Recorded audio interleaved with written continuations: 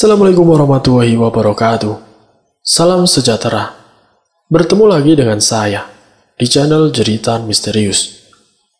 Di kesempatan kali ini, saya akan membawakan kisah misteri yang berjudul Mengerikan. Anak pejabat menjadi bisu karena kelakuan iblis. Namun sebelum kita masuk ke dalam ceritanya, nama dan tempatnya disamarkan semua. Dan tak perlu berlama-lama lagi. Langsung saja, mari kita simak ceritanya. Kisah ini terjadi saat Ezan menaiki Gunung Merapi pada tahun 2016 melalui jalur pendakian Kinaharjo. Waktu itu Ezan tidak sendiri. Ezan bersama 3 orang temannya. Sebut saja namanya Dion, Kamal, dan juga Andri. Waktu itu Ezan masih kuliah tahun kedua dan belum masuk komunitas mahasiswa pencinta alam. Pendakian itu mereka lakukan saat masa liburan semester kuliah. Pada waktu mereka mendaki, pendakian ini didanai oleh Dion. Kebetulan Dion ini memang seorang anak dari orang kaya. Lebih tepatnya, anak pejabat. Dion adalah teman Ezan dari SMP sampai SMA. Namun waktu itu, dia berkuliah di Medan. Pada saat waktu itu juga, Ezan baru pertama kali mendaki Gunung Merapi. Peralatan pendakian yang mereka bawa hanya ala kadarnya. Hanya Dion yang mempunyai tas karir. Dan tidak hanya itu, dia membawa kompor gas. Singkat ceritanya, mereka melakukan perjalanan dari Jakarta hingga ke Jogja. Setelah dari Jogja, mereka melanjutkan perjalanan menuju jalur pendakian Gunung Merapi, tepatnya di Kinaharjo. Waktu itu Gunung Merapi belum memiliki ranger atau polisi hutan. Adanya adalah seorang kuncen yang sangat terkenal, yakni Mbak Marijan. Di rumah Mbak Marijanlah menjadi basecamp jalur pendakian. Di basecamp mereka mempersiapkan segala kebutuhan logistik untuk pendakian nantinya. Mereka pun beramah tamah dengan sang kuncen. Tapi entah mengapa, sejenak kemudian mata sang kuncen melihat Ezan dengan pandangan sangat tajam, seolah-olah beliau menerawang. Dan tiba-tiba saja, sang kuncen bersikap menghormati kepada Ezan. Ezan terkejut karena melihat beliau seperti hendak sungkem padanya. Ezan terbengong karena Ezan tidak mengerti bahasa Jawa halus yang beliau ucapkan. Lalu kata teman Ezan ini masih ada keturunan dari terah kerajaan. Begitu kurang lebih arti kata yang diucapkan oleh Mbak Marijan. Sebagai orang yang jauh lebih muda waktu itu, tentu Ezan hanya diam saja dan merangkul sang kuncen agar tidak menghormat pada Ezan. Tentunya tidak enak kalau dilihat sama orang-orang, karena Ezan adalah orang yang biasa saja. Tetapi selanjutnya, yang menjadi perhatian dari semua pendaki, sang kuncen, dan termasuk si Ezan, adalah si Dion. Tampak Dion mengalungi sebuah ketapel yang terbuat dari besi. Memang Ezan sudah lama tahu kalau Dion itu hobinya berburu dan jago menembak selama hidup di Medan sana. Tetapi pikir Ezan, buat apa ini anak membawa ketapel untuk mendaki ke gunung? Mbah Marijan yang sebagai kuncen mengatakan kepada mereka agar lebih baik mereka mendaki di pagi hari, jangan malam ini. Namun si Dion bersikeras, kenapa kita tidak naik malam ini saja? Kan kalau malam ini naik, saat kita sampai pasti dapat sunrise. Dan gunungnya tidak seberapa tinggi juga. Celetuk Dion saat itu. Memang, mereka yang sudah lama berkawan dengan Dion mengetahui kalau dia ini termasuk sombong karena anak seorang pejabat. Tetapi di sini sangat lain. Dia baik dengan teman-temannya dan juga tidak pelit. Eisen juga merasa tidak enak hati karena biar bagaimanapun Dionlah yang membiayai mereka semua dalam perjalanan kali ini.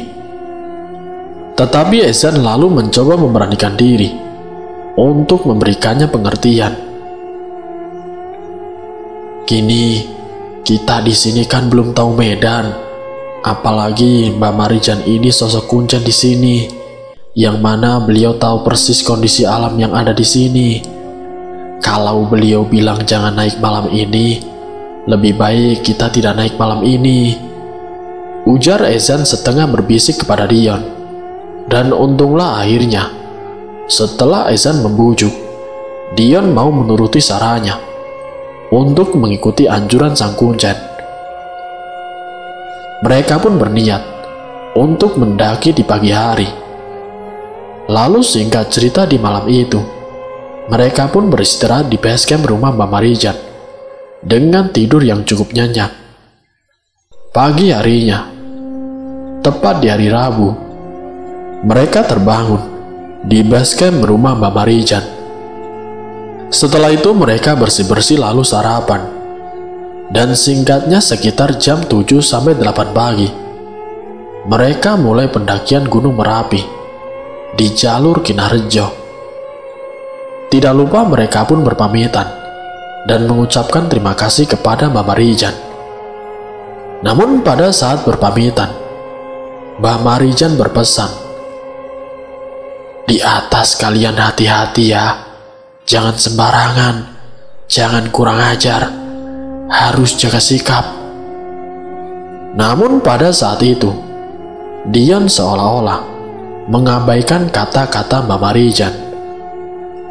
Dion sepertinya tidak menjaga adab dan sopan santun ala Jawa di hadapan sosok Mbak Marijan. Lalu singkat ceritanya, pendakian pun dimulai. Mereka berangkat kisaran jam 8 pagi. Di perjalanan mereka bertemu dengan rombongan pendaki lain. Ada dua rombongan pendaki yang mereka temui. Yang pertama berasal dari Semarang, dan yang kedua berasal dari Jogja. Kebetulan mereka semua sama-sama naik menuju ke atas. Tidak apalah, makin ramai semakin asik tentunya. Pos demi pos mereka lewati, mulai dari medan landai sampai medan terjal. Vegetasi hutan waktu itu masih relatif rapat, mulai dari berpasir dan berbatu. Tentunya pendakian mereka diselingi dengan beberapa kali istirahat untuk merokok serta minum. Tetapi sepanjang perjalanan, Dion ini sering memainkan ketapelnya untuk ditembakkan ke sembarang arah yang tidak jelas.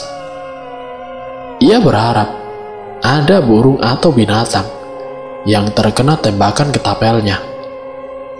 Eisen bilang kepadanya, "Dion, jangan ngawur, ini gunung, kamu harus jaga sikap."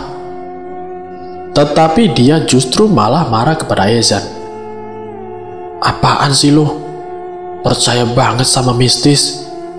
Selama gue naik gunung, tidak ada seram-seramnya sama sekali. Gue juga ngetapel-ngetapel, tidak pernah ada kejadian apa-apa tuh." Eisen terkejut mendengar perkataannya. Padahal maksud Eisen sebagai teman tentu baik, karena Eisen sudah mendengar cerita-cerita yang berbau mistis dan mitos di Gunung Merapi ini. Tetapi Eisen hanya menghela nafas untuk bersabar. Setidaknya Kamal dan Andri juga sepemikiran dengan Eisen. Mereka hanya saling bergumam, "Ya sudahlah, kan dia bosnya." Mereka mencoba untuk berpikir positif. Singkat ceritanya, sampailah mereka di Pasar Bubrah jam 2 siang. Buat sekedar informasi, Pasar Bubra adalah nama salah satu pos di jalur pendakian Gunung Merapi, di mana pos itu adalah hamparan medan bebatuan yang cukup luas. Konon katanya juga di sini adalah lokasi pakar gaib Gunung Merapi. Di tempat itu mereka lalu mendirikan tenda. Setelah tenda terpasang, mereka semua mulai masak-masakan serta ngopi-ngopi bersama dua rombongan pendaki yang lain yang naik bersama mereka. Tentu saja acara itu diselingi dengan obrolan santai kepada para pendaki lain yang berkemah sembari merokok. Tetapi di saat mereka semua sedang beristirahat dan bersantai dengan para pendaki lain, tiba-tiba saja si Dion ini mengungkapkan keinginannya untuk segera melanjutkan pendakian naik ke puncak Garuda Merapi. Usut punya usut, hal ini ia lakukan karena ia ingin mendapat foto sunset di puncak yang indah di sore hari itu. Ayolah, kita muncak paling cuma sejaman doang. Udah kelihatan tuh puncak Merapinya dari sini, ujar si Dion. Mereka semua yang mendengarnya hanya terpana dengan omongan Dion barusan. Mereka pun berkata, "Dion, udah deh, jangan sekarang, besok pagi saja, kita istirahat dulu." Tapi perkataannya dijawab Dion dengan ketus dan angkuh. "Ah, kalian semua cemen, itu kan sudah kelihatan puncaknya." Tetapi sejenak kemudian, ada salah seorang pendaki rombongan lain yang berada di Pasar Bubra, yang kebetulan baru saja turun dari puncak. Karena kawah Merapi sedang mengeluarkan uap beracun. Begitu mendengar hal itu, akhirnya Dion pun hanya diam saja. Dia lantas melanjutkan jalan-jalan keliling Pasar Bubra, sembari memainkan ketapel besinya. Dion ini sepertinya begitu terkesima sejak melihat Pasar Bubra yang bermedan lapangan luas itu. Dia pun mengatakan, "Wah, enak nih lapangan luas. Kita bisa main bola di sini." Dia pun kemudian tampak mengambil batu gunung dan menendang-nendangnya. Sementara itu Ezan dan yang lainnya masih asik berkumpul untuk ngopi-ngopi. Dion lalu kembali berjalan-jalan di area Pasar Bubra. Dan akhirnya Dion pun tampak duduk di salah satu batu besar. Di sisi lain Ezan masih mengobrol dengan salah seorang pendaki dari Jogja yang sejak awal dari base camp sudah bersama dengan rombongan Ezan. Di kemudian waktu, Ezan tahu kalau pendaki dari Jogja memiliki kemampuan untuk bias atau melihat hal-hal yang tidak kasat mata. Tiba-tiba saja, ia memberitahu Ezan kalau ada sosok tinggi besar yang sedang memperhatikan si Dion. "Mas, mohon maaf ya, aku melihat sosok besar yang kelihatannya dia marah sama teman sampean itu," ujarnya menjelaskan. Dan tidak hanya itu, menurut penuturannya, ada beberapa sosok yang duduk dan berdiri di batu-batu tersebut. Tapi si Dion tampak tidak merasakan apapun. Dia duduk dengan santai di batu besar itu, sembari merokok, minum kopi, dan sesekali memainkan ketapelnya dengan batu dan menendang-nendang batu ke arah manapun. Tentunya itu sangat berbahaya sekali, karena Ezan dan teman-teman lain takut nanti batu itu mengenai pendaki lain yang sedang melintas atau mengenai tenda lain yang ada di pos Pasar Bubra. Namun tiba-tiba Dion terjatuh. Jatuhnya Dion ini seolah-olah ada yang menjerokannya. Tetapi dia justru marah-marah kepada Ezan dan juga teman-temannya. "Lu yang jorokin gue ya?" Tidak hanya itu, dia juga menyumpah serapah, menggunakan kata-kata bahasa kebun binatang. Padahal secara logika, tidak mungkin salah seorang dari mereka pelakunya, karena posisi mereka jauh dari Dion. Mereka yang mendengar perkataan dari Dion hanya keheranan dan menggelengkan kepala atas sikap sombongnya. Dion pun lalu masuk ke tenda untuk beristirahat.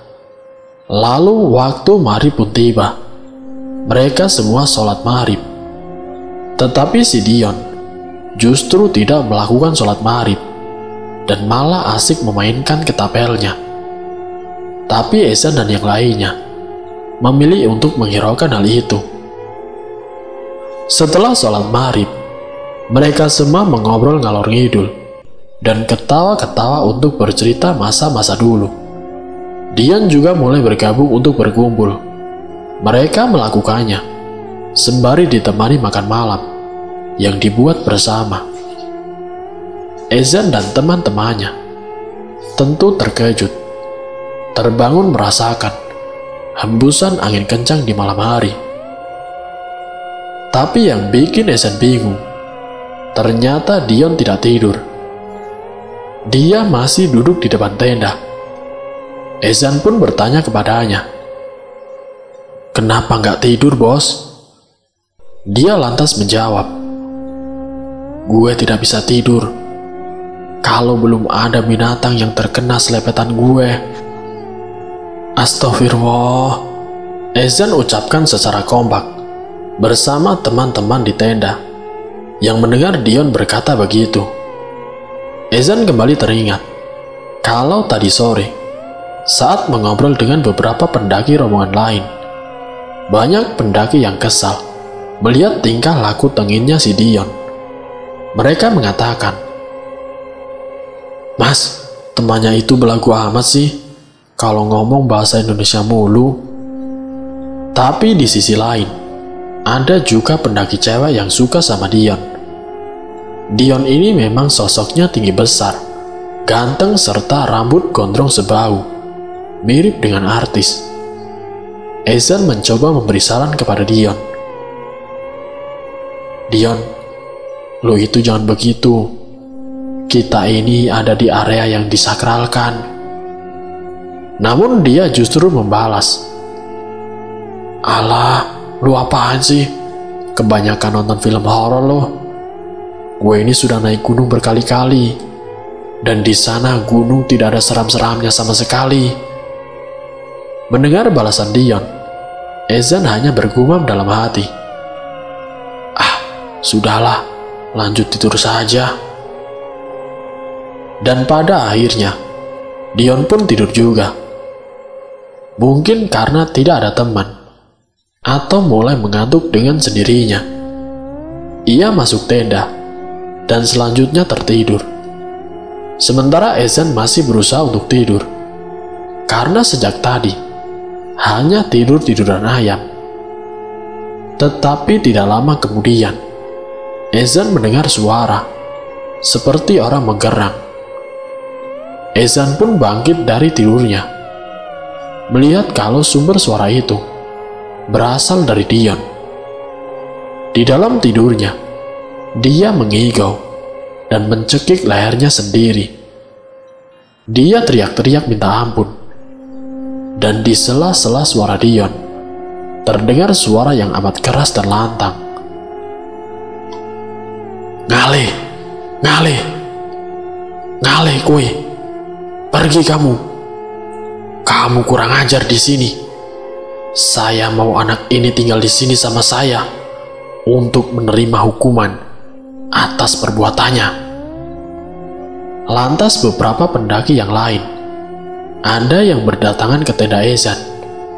Mereka semua ramai-ramai berusaha untuk melepaskan cekikan lehernya, tapi tidak bisa. Akhirnya ada salah seorang pendaki yang nampak senior. Ia bernama Mas Gatot, yang bisa melepaskan cekikan di lehernya Dion. Hal itu ia lakukan dengan membaca doa-doa, dan jidat si Dion ditempelkan sebuah batu. Akhirnya tidak lama kemudian, Dion tersadar dari kesurupannya. Setelah diminumkan air putih yang sudah didoakan oleh Mas Gatot. Tidak lama kemudian, si Dion pun siuman. Badannya berkeringat. Hal yang aneh mengingat saat itu, cuaca sedang dingin-dinginnya. Ia siuman dengan kondisi dikelilingi orang banyak. Dia tentu bingung akan apa yang terjadi pada dirinya. Kenapa banyak orang pada berkerumun di tendanya? Tapi bukannya bilang terima kasih sudah ditolong, karena dia kesurupan. Dia justru marah-marah, dan kemudian berkata, "Mana mungkin gue kesurupan? Gue lagi tidur. Lu pada kebanyakan nonton film horor. Dah sana bubar. Gue jadi gerah dan keringatan nih. Kebanyakan orang di sini."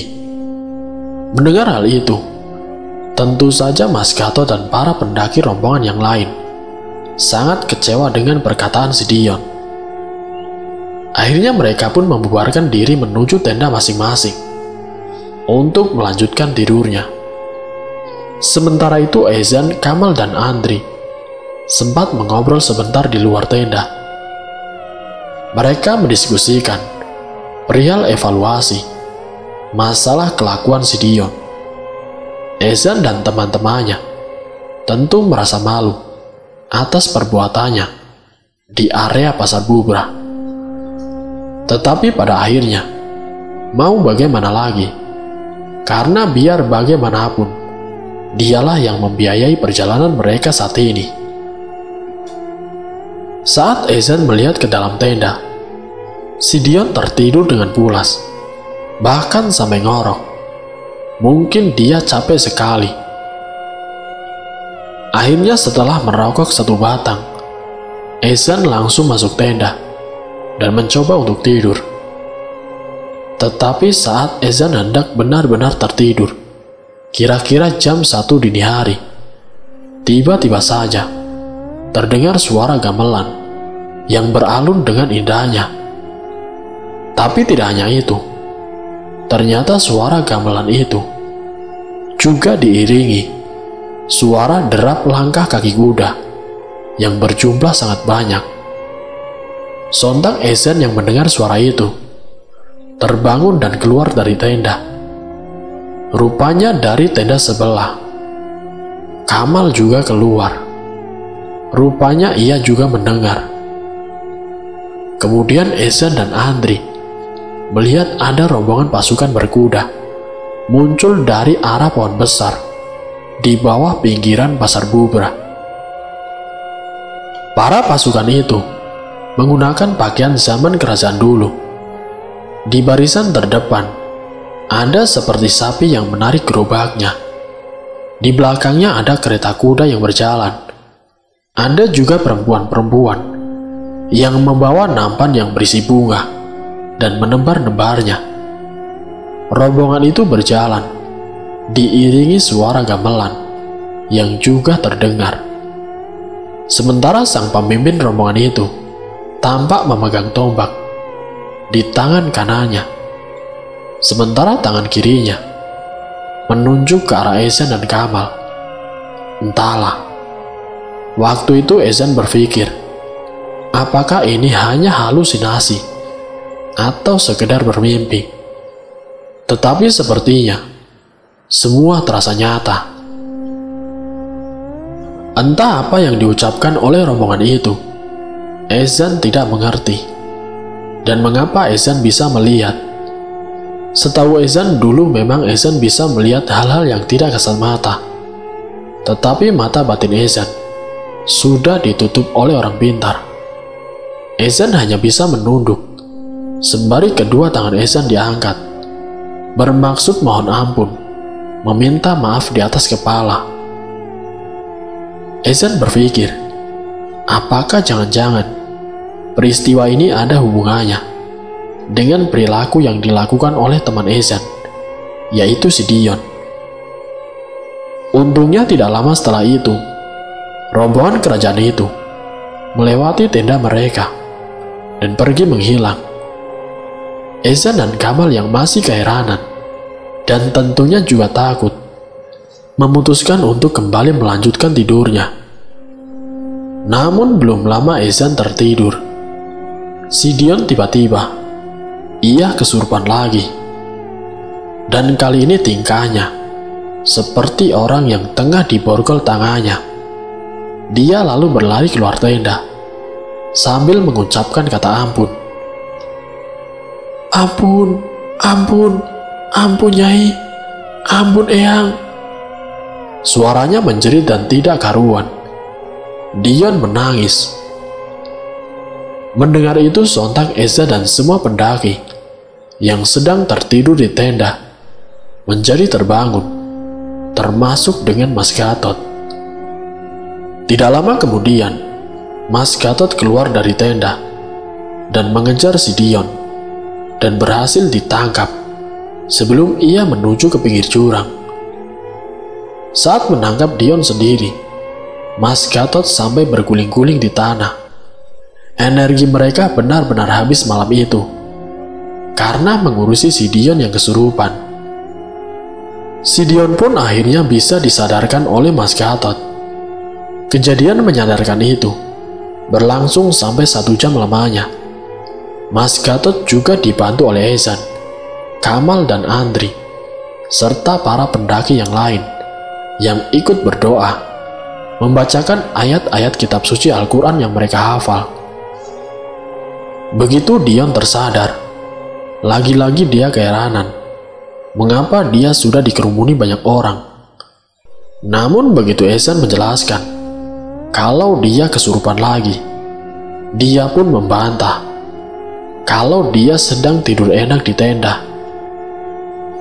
Mendengar hal itu, Ehsan dan teman-temannya tentu tidak enak dengan Mas Gatot karena sudah dibantu dan sudah merepotkan beliau. Padahal beliau sedang membawa rombongan pendaki juga. Akhirnya Ehsan pun membawa Dion masuk ke tenda. Mereka lantas beristirahat dan tertidur dengan lelap sekitar jam 3 pagi. Hari Kamis mereka terbangun sekitar jam 9 pagi. Otomatis mereka tidak dapat sunrise karena bangun kesiangan. Tidak lama kemudian, mereka pun sarapan dan bersiap untuk pergi melanjutkan perjalanan ke puncak Garuda Merapi. Dan singkat ceritanya, akhirnya kami sampai di puncak Garuda yang runcing, kira-kira sekitar jam 11 siang. Betapa puncak Merapi sangat indah. Nampak dari puncak ini, pemandangan gunung berbabu, Gunung Sindoro, dan juga Gunung Sumbing. Begitu indahnya, serta terlihat sangat jelas. Dion pun juga terlihat sangat senang bisa mencapai puncak Garuda Merapi. Tidak lupa pula, mereka berfoto-foto dan kemudian makan-makan, serta merokok di atas puncak, yang waktunya kurang lebih setengah jam. Kemudian sekitar jam 1-an, mereka tiba di Pasar Bubrah. Mereka lalu beristirahat sebentar, untuk kemudian beres-beres peralatan tenda, dan juga lain-lain. Mas Gatot yang tampak sudah selesai beres-beres, bersiap turun bawa rombongan. Tapi tidak lupa, Mas Gatot berpesan kepada Ehsan agar kalau saat turun, berkonsentrasi dan tetap jalan terus, serta jangan hiraukan panggilan suara apapun. Mereka juga diminta untuk menjaga sikap, lebih khususnya pada si Dion. Hal ini dikarenakan dapat menjadi bahaya untuk dirinya sendiri. Lalu Mas Gatot pun turun bersama rombongan, meninggalkan rombongan Ehsan yang memang masih belum selesai. "Saya tunggu di base camp ya, Zah," seru dia sembari berjalan, meninggalkan Ehsan dan teman-temannya. Dan tibalah saat mereka selesai beres-beres dan mulai turun gunung. Ternyata hanya rombongan Ezan yang terakhir. Yang lainnya sudah turun. Rombongan Ezan ini pun langsung turun kira-kira jam 2 siang dari Pasar Bubrah. Nah, sepanjang perjalanan mereka turun, si Dion tampak sering memainkan ketapelnya dan menembak-nembakan burung di hutan. Dion tertawa-tawa, begitu menembak binatang-binatang di hutan.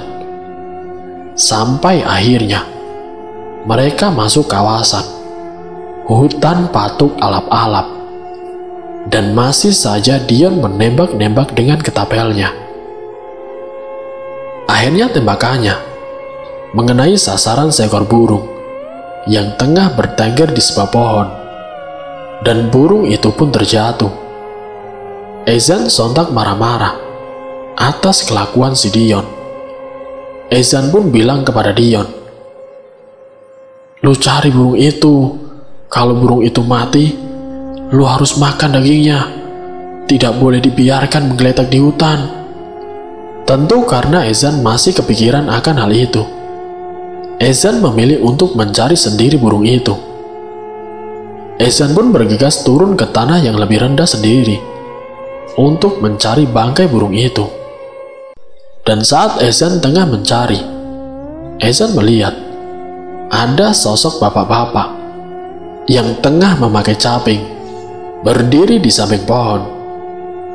Ezan hanya bilang, "Permisi mbah," sembari untuk fokus pada bangkai burung. Namun semakin lama Ezan mencari, semakin tidak bertemu dengan bangkai burung yang dicari. Lalu tampak Kamal dan Andri dari belakang juga ikut menyusul si Ezan untuk mencari burung di mana burung itu terjatuh. Sementara si Dion nampak duduk beristirahat sembari bergumam tidak jelas. Dan selang beberapa waktu lamanya mencari, akhirnya mereka pun menyadari kalau ternyata mereka sudah keluar dari jalur pendakian. Dan hari sudah sore, sekitar jam 5-an. Ezan sendiri pun kebingungan. Karena sepengetahuan Ezan juga, Ezan tidak keluar terlalu jauh dari jalur. Di sisi lain kabut gunung semakin tebal. Akhirnya mereka memutuskan untuk istirahat dan kemudian mendirikan tenda. Tentunya tidak mungkin mereka turun malam itu, karena kabut sangat tebal, yang ada malah rawan untuk tersesat. Ezan dan juga teman-temannya tentu merinding saat mendirikan tenda di hutan patuk alap-alap.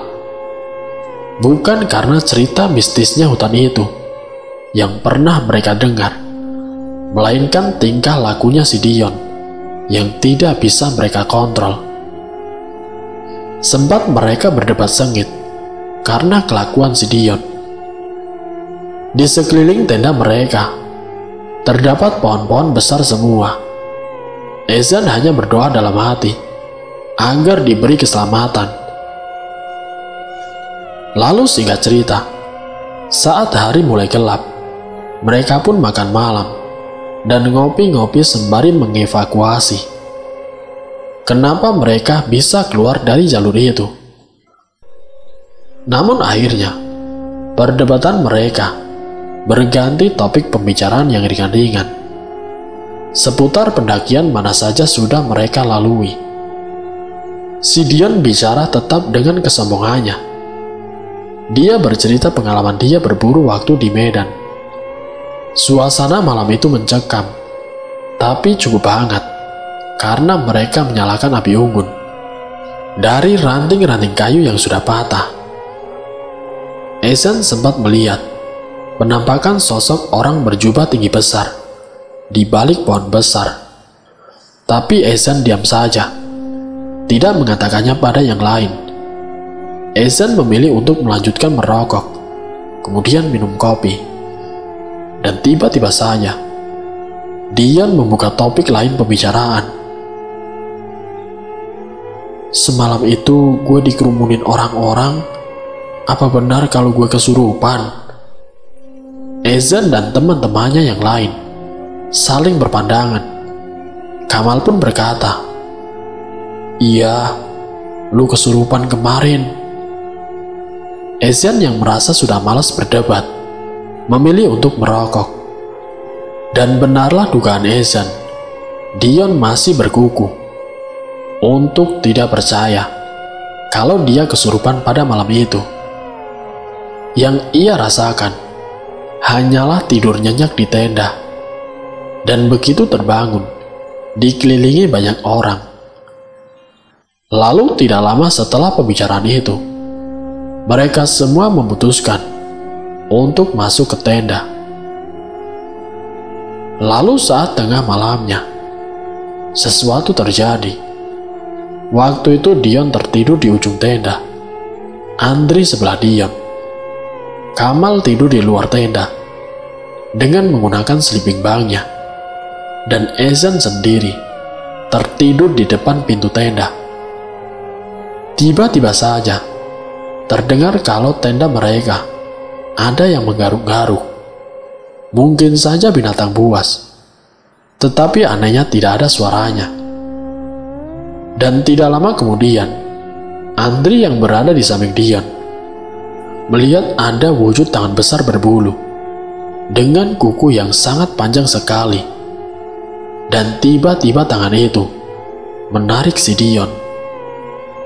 Ya, begitu Andre bangkit untuk melihat lebih jelas, ia melihat Dion sedang ditarik oleh sosok makhluk tinggi besar. Tidak hanya ditarik, Dion juga diseret keluar tenda untuk dibawa lari.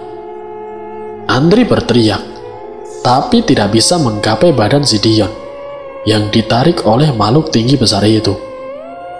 Kamal yang baru terbangun di luar rupanya juga melihat kalau sosok tinggi besar berbulu itu masuk ke hutan di balik pohon-pohon besar yang kemudian menghilang. Tidak lama kemudian, Ezan, Kamal, dan Andri keluar tenda. Mereka memutuskan untuk mencari Dion di kegelapan dan berteriak-teriak memanggil namanya. Mereka bertiga pun terus mencari dan mencari. Namun, setelah beberapa jam, tidak ada hasil dari usaha mereka. Lantas mereka kembali ke tenda dengan nafas terengah-engah dan keringat yang mengucur deras dari tubuh. Celaka! Kalau sampai Dion tidak bisa kita temukan, apa yang mesti kita katakan sama orang tuanya? Bisa-bisa kita ditahan sama polisi, ucap Ezan pada Kamal dan Andri sembari terengah-engah. Kekhawatiran tentu ada benarnya, mengingat orang tua Dion ini bukanlah orang sembarangan. Mereka semua pun terdiam, tidak tahu apa yang harus dilakukan. Fisik sudah terkuras habis rasanya. Kemudian Kamal berkata, "Kita istirahat saja dulu. Pencarian Dion kita lanjutkan besok pagi saja. Dan kita harus turun base camp melaporkan kejadian ini." Akhirnya lama mereka terdiam sembari merokok. Kebetulan yang mereka rokok adalah rokok kepunyaan si Dion. Waktu itu dia membawa rokok banyak sekali. Ezan berteriak-teriak, memanggil kedua teman-temannya yang sedang ada di tenda, yakni Kamal dan Andri. Tapi tidak ada jawaban. Akhirnya Ezan teringat pada peluit yang dikalungkan di lehernya. Ezan meniup peluit sekencang-kencangnya, tanda bahaya. Dan syukurlah, tidak lama kemudian, ada suara dari Kamal dan Andri. Akhirnya mereka berdua tampak turun untuk menolong Ezan dan Dion. Lalu singkat ceritanya, sampailah mereka semua di tenda.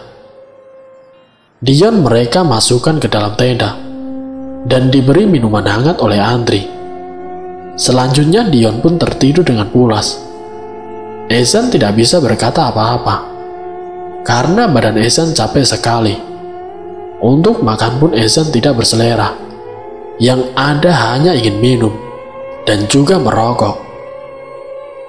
Dan mereka kemudian beristirahat beberapa jam. Namun tidak berselang lama, mereka kembali terbangun karena mendengar si Dion berteriak. Tapi kali ini bukan kesurupan. Dion berteriak, tapi tidak ada suaranya, alias menjadi begu. Kamal dan Andri tentu kebingungan melihat perubahan pada si Dion yang tiba-tiba menjadi begu. Dan tiba-tiba saja ada seorang pendaki datang menghampiri tenda mereka. "Mas kemarin yang terakhir turun ya?" tanya pendaki itu. Ezan lalu menjawab, "Iya mas." Pendaki itu berkata lagi, "Saya dari base camp. Saya dipesani sama Mas Gatot. Kalau kalian dicariin sama Mas Gatot, dari semalam rombongan kalian tidak sampai-sampai. Mas Gatot khawatir sama kalian." Lalu Ezan berkata, "Oh iya mas, kami sempat nyasar dan kemudian bermalam lagi di hutan." Ezan belum sempat menceritakan peristiwa yang telah mereka alami. Lalu singkat ceritanya, akhirnya mereka turun ke gunung menuju ke base camp. Setelah selesai membersihkan semua peralatan mereka yang dipandu arah oleh mas pendaki, Dion pun mereka bawa dengan digendong secara bergantian karena dia sendiri seperti tidak sanggup untuk berjalan dan tidak dapat bicara. Kemudian mereka semua sampai di base camp kira-kira jam 10 pagi. Sang Kuncen Mbak Marijan melihat dari kejauhan. Beliau tampak seperti kecewa dengan rombongan mereka, seolah-olah beliau paham apa yang telah mereka alami di atas Gunung Merapi. Begitu mereka sampai di base camp, Mbak Marijan berkata, "Kalian sudah sangat kurang ajar sekali di Merapi ini. Lebih baik pulang dan jangan lagi datang ke gunung ini." Pada saat itu, mereka semua menyesali perbuatan mereka. Ezan hanya termenung diam mendengar omongan beliau. Mereka pun menyempatkan diri untuk beristirahat sejenak untuk melepas lelah. Sementara itu Dion tampak makan dengan lahapnya di base camp. Tapi tiba-tiba dia berteriak menunjuk-nunjuk ke suatu arah dengan ekspresi muka ketakutan serta tangan menggigil. Padahal hari sudah menjelang siang, jadi bukan hipotermia. Dion juga hanya bisa menyebutkan nama 3 temannya. Hanya 3 saja. Kata-kata lainnya tidak ada suaranya, alias menjadi gagu.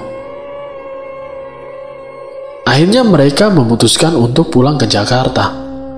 Hari itu juga, tepat di hari Jumat, mereka naik kereta api. Lalu singkat cerita, begitu mereka tiba di Jakarta, mereka pulang ke rumah masing-masing dengan selamat. Untuk sementara waktu, Ezan beraktivitas seperti biasa. Selang beberapa hari kemudian, tiba-tiba Ezan, Andri, dan Kamal dipanggil oleh orang tua si Dion. Kebetulan juga karena waktu itu Ezan ingin mencari informasi keadaan Dion, apakah baik-baik saja.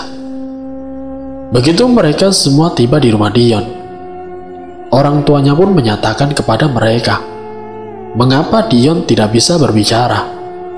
Di samping itu Dion juga sering mengalami ketakutan. Di kamar sering berteriak-teriak sendiri seperti orang gila. Ezan akhirnya menceritakan kejadian selama pendakian di gunung tersebut, mulai dari awal sampai akhir. Tapi orang tuanya tidak percaya akan hal tersebut. Akhirnya Ezan dan teman-temannya pulang ke rumah. Ezan, Andri, dan Kamal melanjutkan aktivitas seperti biasa kembali. Dan selang beberapa hari lamanya, tidak terdengar kabar si Dion. Akhirnya Ehsan mendengar kabar terbaru. Ehsan mendengar kalau Dion ini sedang dirawat di rumah sakit jiwa. Tidak perlu waktu lama, Ehsan, Andri, dan Kamal segera berkumpul untuk mendatangi rumah sakit jiwa tersebut demi menemui si Dion. Tetapi ada yang aneh.